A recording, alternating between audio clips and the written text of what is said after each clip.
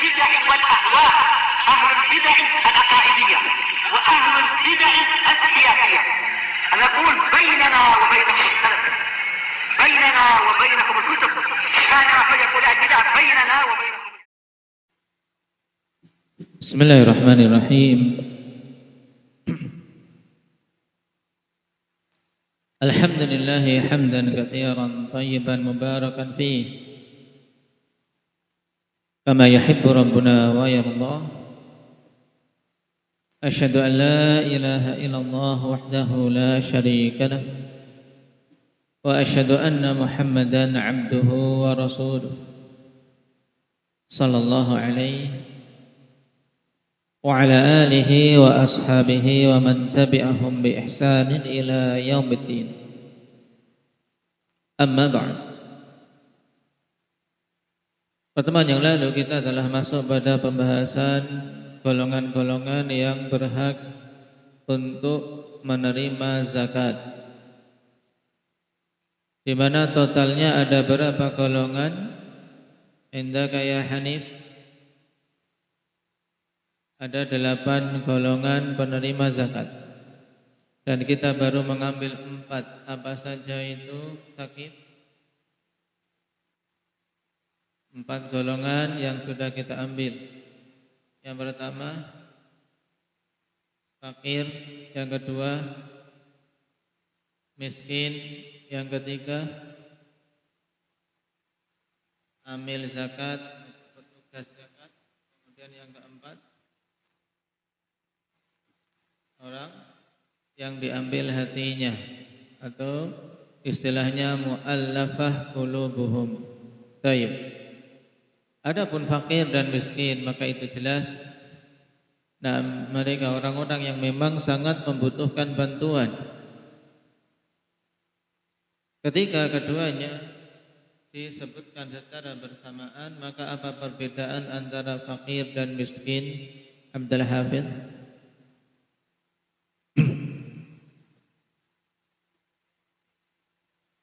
Kalau fakir maka dia tidak punya apa-apa, sedangkan miskin dia punya tapi kurang dalam mencukupi kebutuhannya. Nah,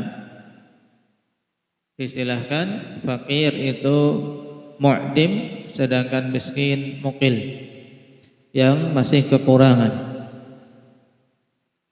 Baik. Kemudian amiluz zakah, yang dimaksud dengan amil zakat itu siapa? Indak ya Talhah.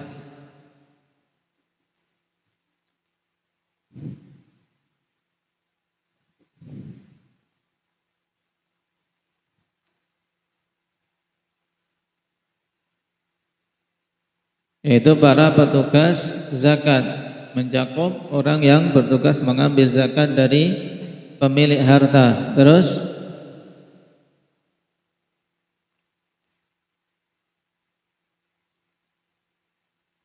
di antara deretan amil apa saja? Siapa saja selain yang mengambil zakat?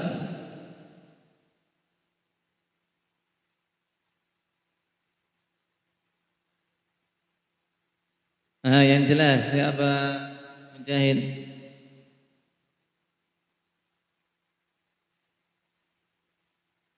Itu seputar kegiatan pengambilan zakat dan pengumpulannya. Berarti yang mengambil zakat, yang menagih, yaitu apa? Mengambil zakat dari pemilik harta. Kemudian yang kedua yang mencatat, yang ketiga yang menjaga, kalau sudah terkumpul butuh dijaga. Kemudian yang membagikan. Nah, ini semuanya masuk dalam kategori amil. Yang tidak termasuk amil yang disebutkan oleh para ulama, walaupun dia berkutat dengan masalah zakat. Siapa? Iqbal.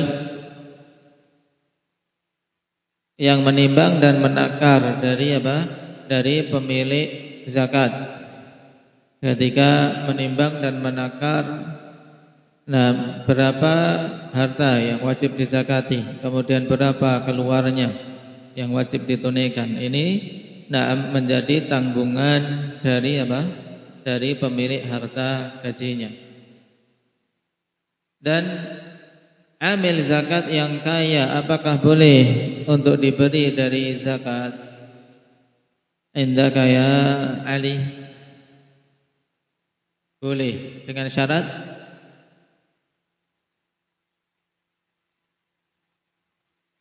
apa? Syarat diperbolehkannya dia mengambil zakat. Dia amil, kaya, tetap boleh mengambil zakat, mengambil bagian dari zakat atau diberi bagian dari zakat. Dengan syarat tidak. Syaratnya apa, Badri?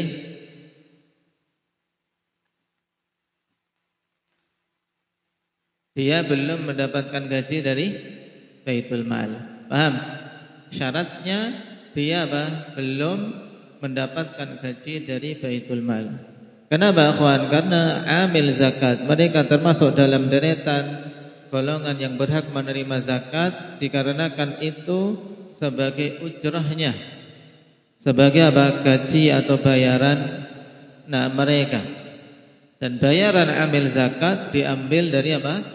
Dari zakat yang terkumpul. Paham, Akmal? Kemudian yang keempat, siapa yang keempat? Ahmad, ke sini. Jangan terlalu jauh ke belakang sana. Sini.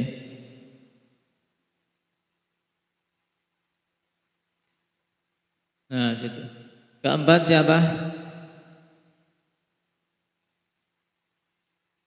Siapa? Yang diambil hatinya, istilahnya siapa?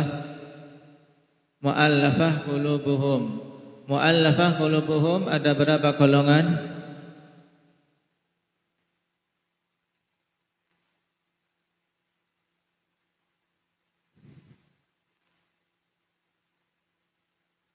Ada berapa golongan, Abdullah?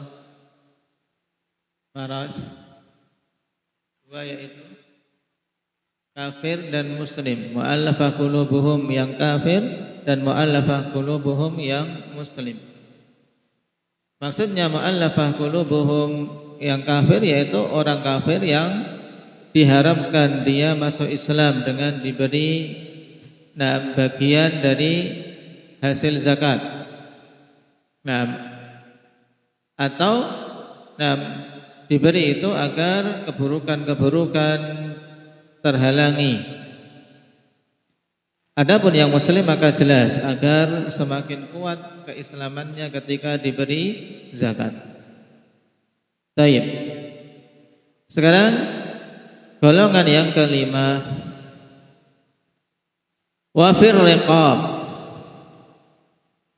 As-sinful khamis ar-riqabu. Golongan yang kelima adalah ar-riqab. Yang dimaksud dengan ar-riqab yaitu al-ariqa'u al-mukatabun alladzina ishtaru anfusahum min asyadihim. Yang dimaksud adalah para budak yang mukatab. Budak mukatab itu bagaimana? Itu budak yang meminta kepada sayyidnya untuk ditulis berapa nilai tebusan yang harus dia tebus untuk bisa merdeka dari perbudakan. Jadi dia minta kepada sayyid, kepada pemiliknya, saya ingin merdeka. Berapa tebusan yang harus saya kumpulkan untuk menebus diri saya agar bisa merdeka. Ini namanya budak apa? Apa namanya tadi? Budak apa? Mukatab. Nah, budak mukatab ini dibantu dari zakat agar mereka cepat bisa apa? Merdeka. Baik. Maka dikatakan di sini, fayu'tal mukatabu alladhi ishtara nafsahu min sayyidihi min az-zakah ma ya'jizu an wafaihi min dainih. Maka mukatab diberi harta yang dengannya dia bisa membayar dirinya dari perbudakan sayyidnya, diberi dari harta zakat. Kadar yang dia tidak mampu untuk melunasi hutangnya. Kenapa ya kawan? Karena budak mukatab ibaratnya sesuatu yang kurang berapa nilai itu kan ibarat utang dia kepada sayyid untuk dia lunasi. Paham? Makanya diberi. Nah, diberi dari zakat agar dia bisa melunasi kitabah yang telah disepakati antara dia dengan sayyid.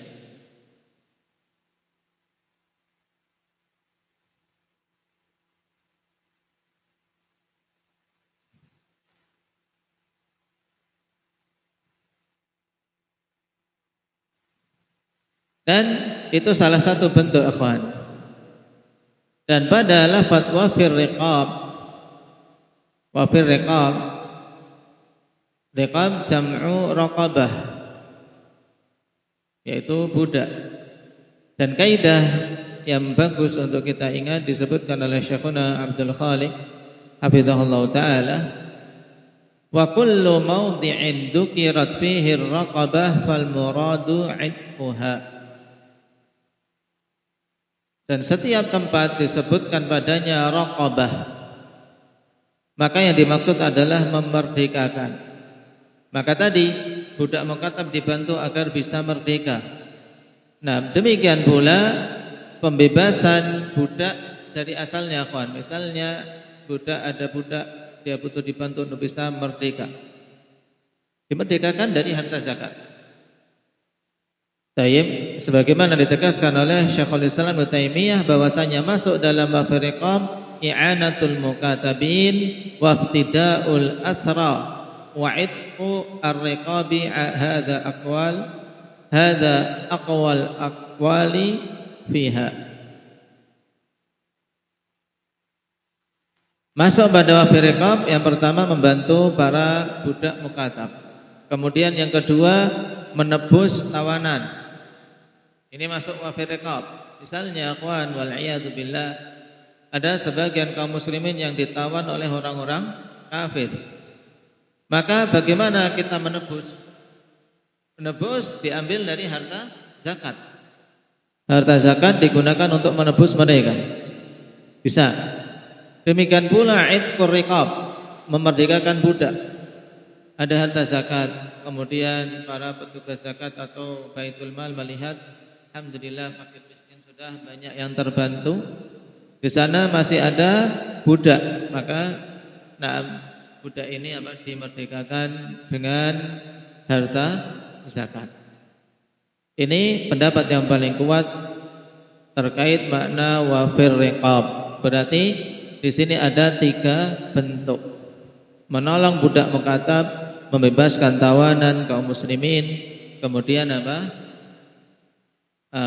mudahnya membebaskan kaum muslimin yang tertawan, kemudian pembebasan budak secara umum, budak-budak yang mukmin.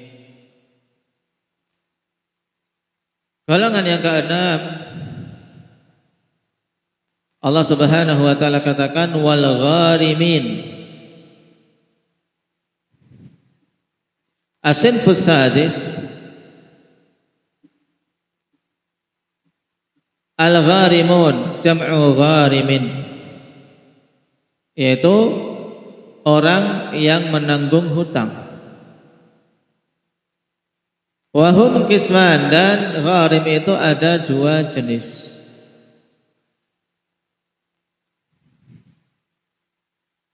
Perhatikan, ini pembagian bagus. Gharim itu ada 2 jenis. Al-awwal gharimun li islahi dzatil bain, yaitu orang yang menanggung hutang demi membuat perbaikan di antara kaum muslimin. Misalnya antara satu kabilah dengan kabilah lain. Nah, dari kabilah-kabilah kaum muslimin yang mereka bersengketa, kemudian ada seseorang yang berupaya untuk mendamaikan, dan perdamaian terkadang butuh dana. bolak-balik, demikian pula kadang butuh memberi hadiah agar hatinya lunak dan seterusnya. Ini gharim li islahi dzatil bain. Dicontohkan di sini secara gamblang bi an yaqa'a baina qabilataini aw jama'ataini aw baina qaryataini tasyajur.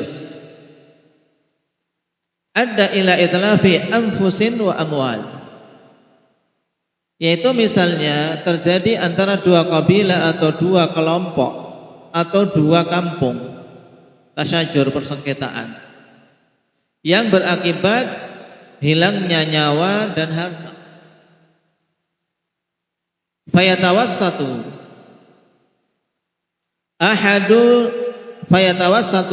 ahadun bainahum bisulhi.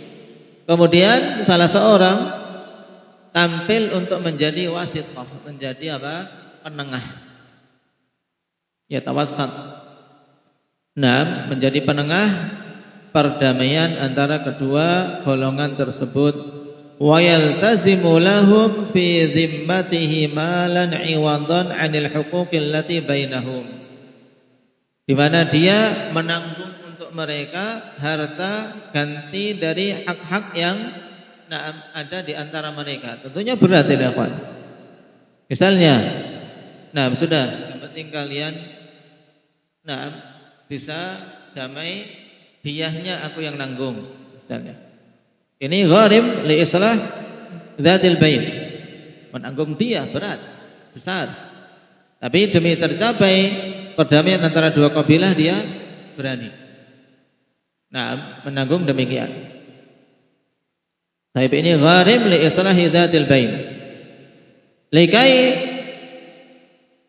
yudfi al-adawati atau likai yudfi al-adawata was-sa'ra bainahum, agar bisa memadamkan permusuhan dan juga saling tuntut menuntut di antara mereka.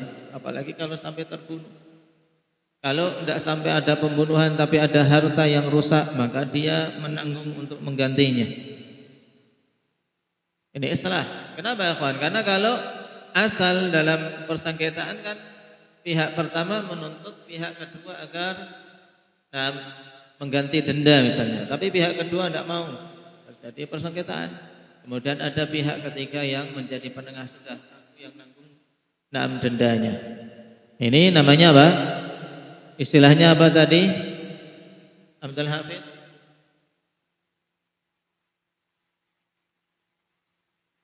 Gharim li islahi dzatil bain.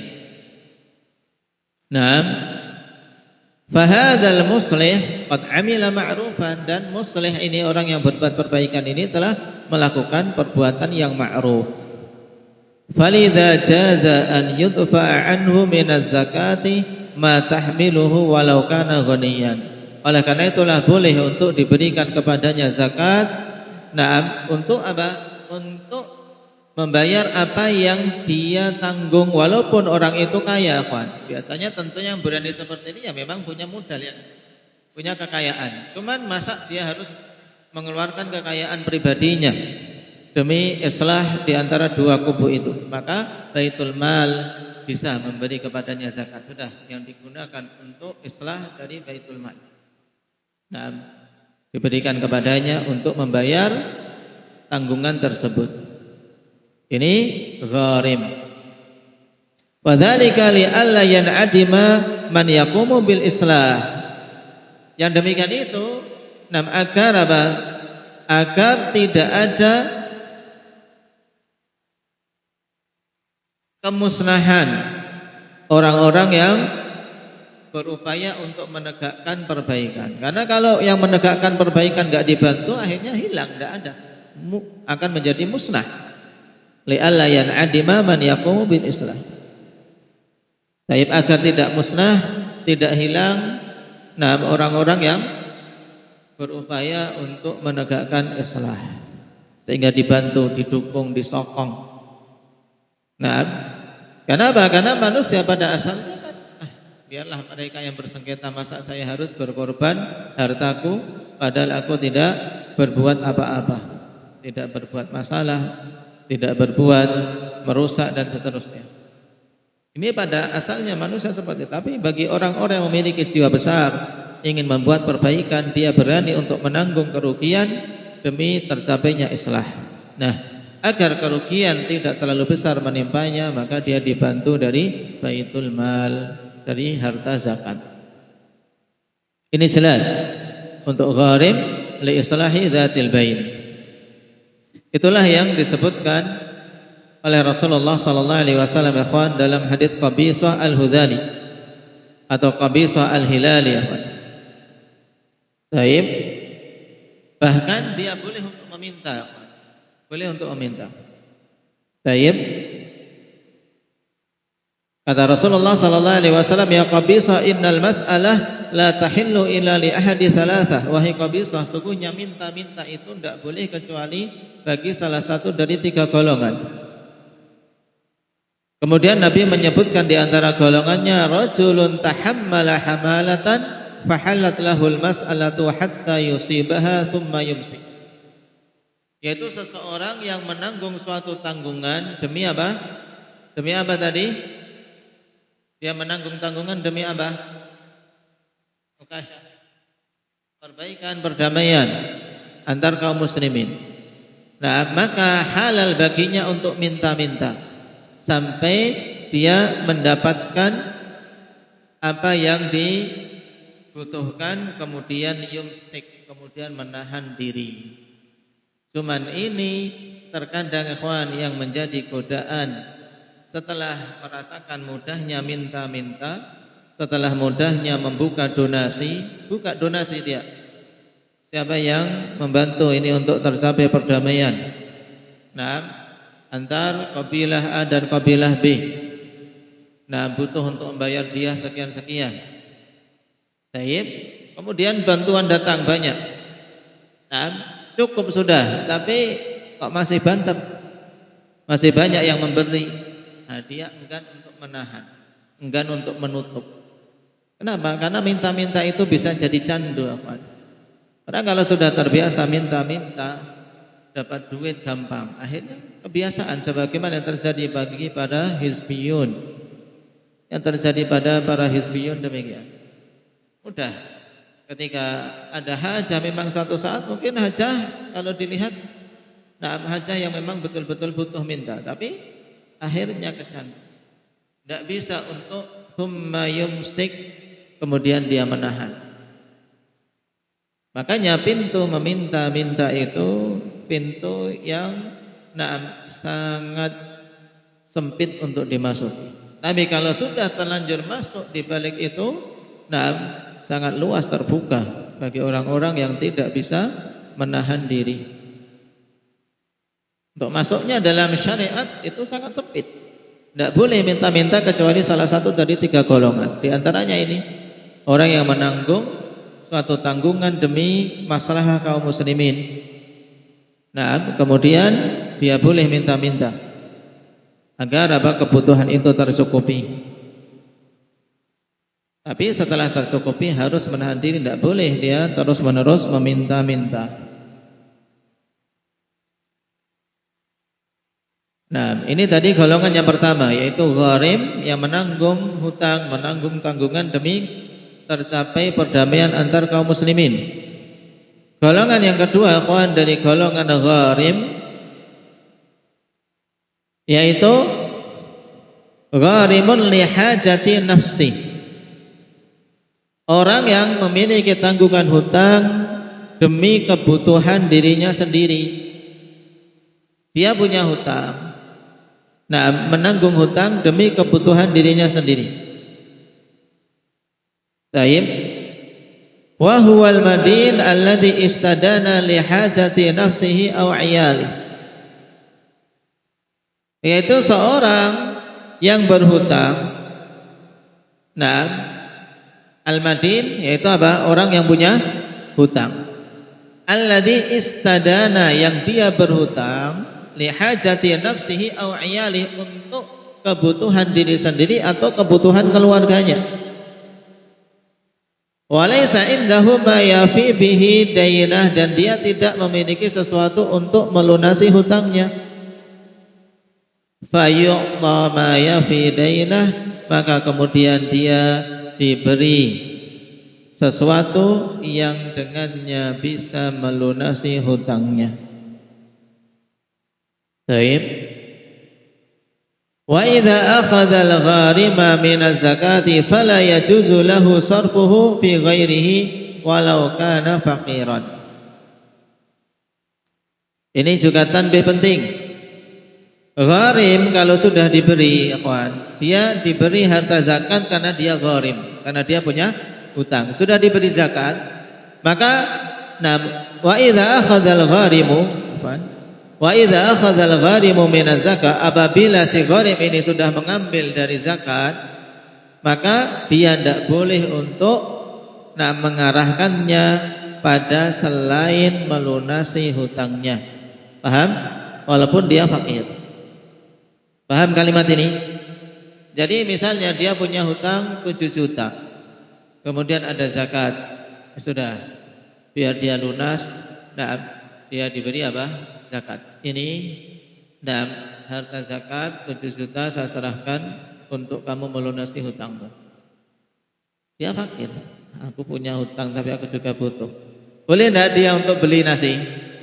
Ibran? Tidak boleh, karena dia diberi dengan sebab dia gharim, maka 7 juta itu harus dia bayarkan untuk melunasi hutangnya. Nah, paham Cahya? Apa itu?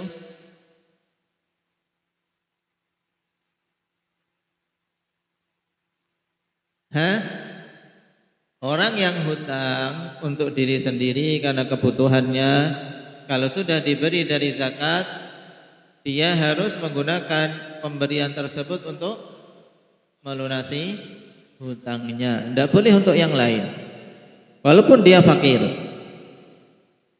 Baik. Kemudian wa yajuzu an yu'tiyal muzakki ad-da'ina minaz zakati biniyatiha 'anil gharim. Ini faidah berikutnya. Sekarang kalau orang yang memberi hutang tahu si fulan ini gharim. Si fulan ini gharim, dia punya banyak hutang.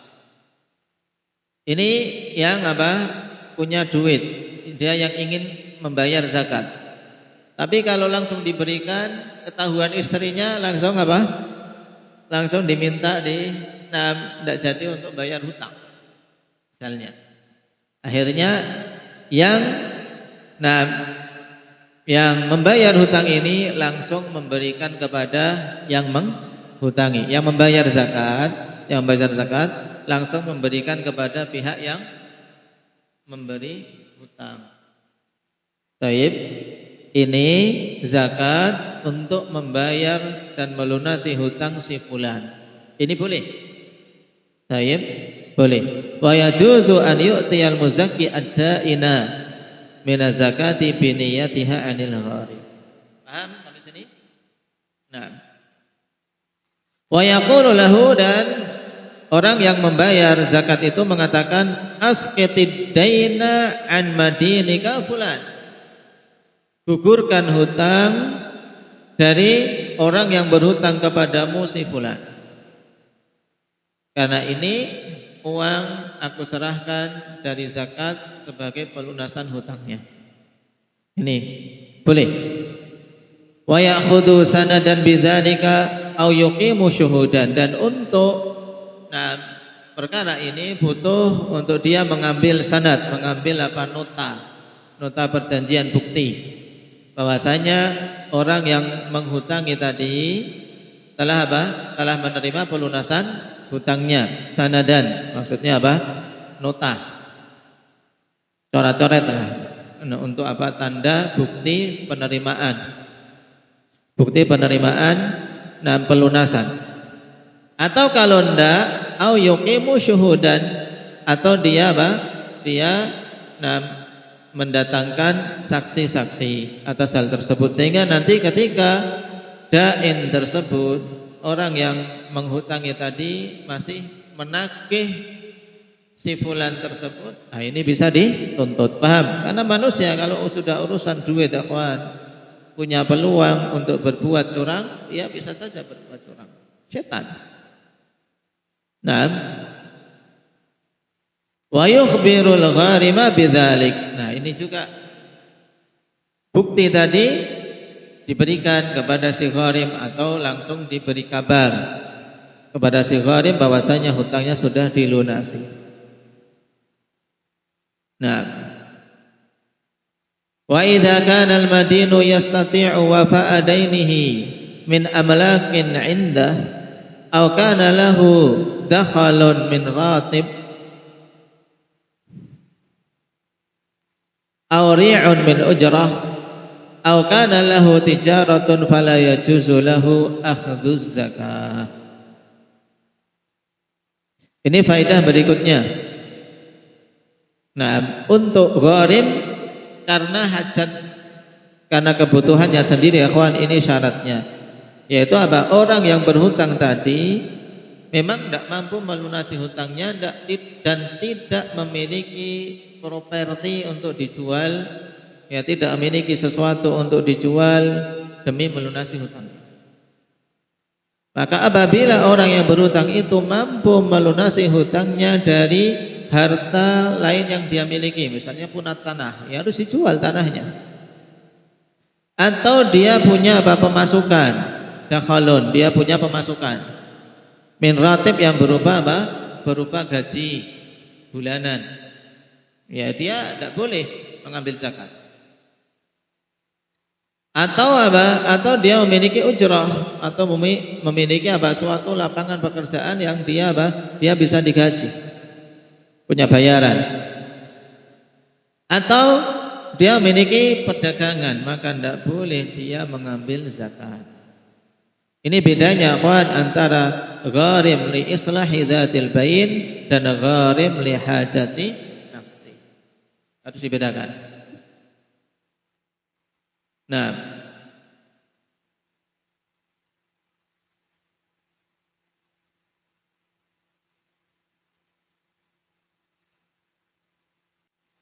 dan tentang masalah bolehnya, akhwan, langsung memberikan zakat itu kepada yang menghutangi, tidak diberikan dulu kepada gharim yang berhutang itu. Nah, ini juga merupakan pendapat Al-Allamah Ibnu Utsaimin rahimahullahu taala, sebagaimana dalam Majmu' Fatawa beliau. Dan ini terkadang butuh, akhwan. Kenapa? Karena orang, apalagi yang sudah biasa hutang, kalau sudah pegang duit, masa saya baru dapat 7 juta langsung dibayarkan cuma lewat di tangan. Ya kan, manusia biasa seperti itu. Mau dibayarkan hemat, hanya dia pegang, besok untuk beli ini beli itu, akhirnya enggak jadi melunasi hutang. Makanya, nah, terkadang jika maslahah menuntut untuk langsung diberikan kepada yang menghutangi, itu sah.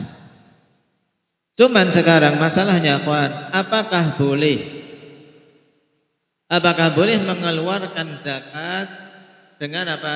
Dengan niatan, atau mengeluarkan zakat dalam bentuk apa? Niat melunaskan hutang dari seseorang kepadanya. Misalnya, nah, saya wajib mengeluarkan zakat. Nah, dihitung-hitung wajib mengeluarkan zakat 10 juta.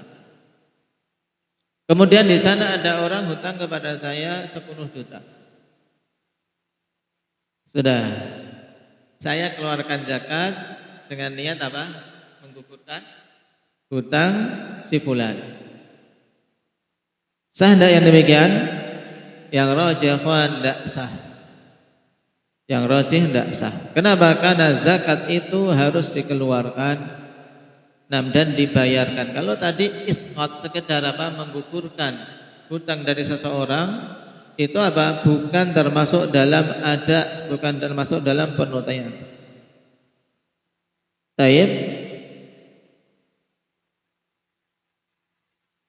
Jadi pelunasan atau pengguguran hutang dari seseorang yang hutang kepada kita dengan niatan untuk membayar zakat kita, itu tidak boleh. Karena kita tidak mengeluarkan apapun berarti seperti itu. Padahal Allah Subhanahu wa taala katakan khudz min amwalihim, ambil dari harta mereka. Ini artinya diambil. Nah, khudz min amwalihim shadaqatan tutahhiruhum wa tuzakkihim. Demikian pula dalam hadis, innallaha aftarada 'alaihim shadaqatan tu'khadhu min aghniyaihim faturaddu 'ala fuqaraihim. Baik. Dan ini yang juga merupakan tarjih dari Al-'Allamah Ibnu Utsaimin rahimahullahu taala. Kata beliau, khulasatul jawab annahu la yasihhu an tusqita 'anil faqiri syai'an min dainihi wa tahtasibuhu minaz zakah. Kesimpulannya bahwasanya tidak sah engkau menggugurkan hutang dari seorang fakir kepadamu dan menganggapnya sebagai zakat yang engkau keluarkan. Ini tidak bisa. Baik.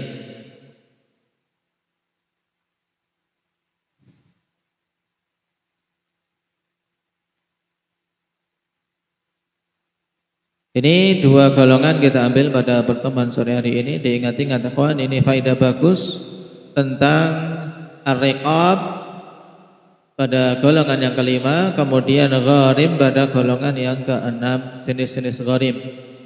Ingat-ingat. Nasallallahu at-taufiq was sadad walhamdulillahirabbil alamin.